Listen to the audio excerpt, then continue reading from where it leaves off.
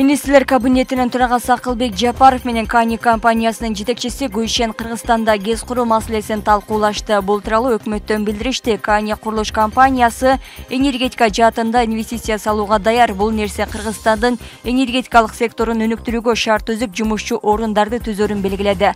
Жапаров парник газынын чыгышын азайтууга жана энергиянын таза булактарын өнүктүрүүгө багытталган демилгелерди колдой тургандыгын айтты. Ал эми Гүлшен Кани Кыргызстанда долбоорлорду ийгиликтүү ишке ашыруу үчүн алдыңкы технологиялар менен таза энергетика жаатында тажрыйбасын бере аларын кошумчалады.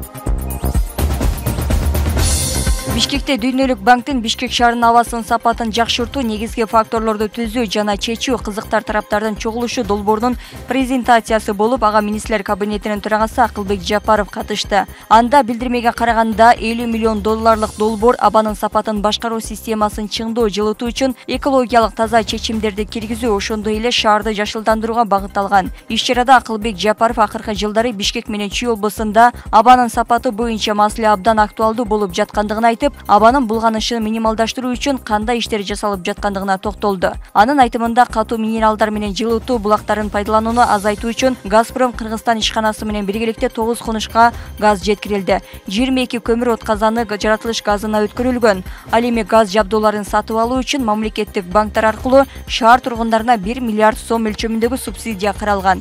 Экологияга зыян келтирбеген автобустарды алып, электр кубатын кубаттоочу инфратүзүмдөрдү түзүү жана электромобилдерди сатып алууну стимулдаштыруу үчүн 2023-жылга карата муниципалитетке 4,5 миллиард сом бөлүнгөн. Катализаторлордун жарактуулугу жана жеткиликтүүлүгү боюнча техникалык кароо чаралары күчөтүлдү, деди анын маалыматында.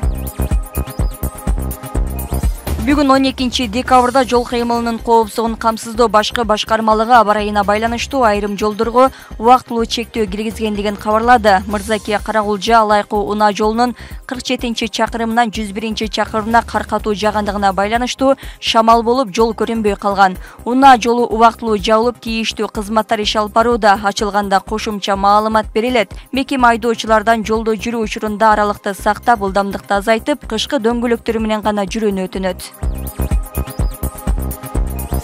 Бүгүн 12 декабрда Бишкекте залкар жазуучу Чыңгыз Айтматовдун 95 жылдыгына карата эскерүү иш-чарасы өтүүдө. Алгач Айтматовдун Ата Бейит мемориалдык комплексинде бейитине гүл коюлду. Андан кийин Токтогул Сатылганов атындагы Кыргыз улуттук филармониясында салтанаттуу иш-чара өтүүдө. Бүгүн ошондой эле Кыргыз улуттук сүрөт өнөр музейинде Эргүү булагы көргөзмөсү ачылат. Абдумомунов атындагы Кыргыз улуттук академиялык драма театрында Саманчынын жолу спектакль коюлат. Кечки саат 19:30-да Улуттук академиялык драма театрында Айтматов жана театр эл аралык театр фестивалынын жабылыш аземи өтөт.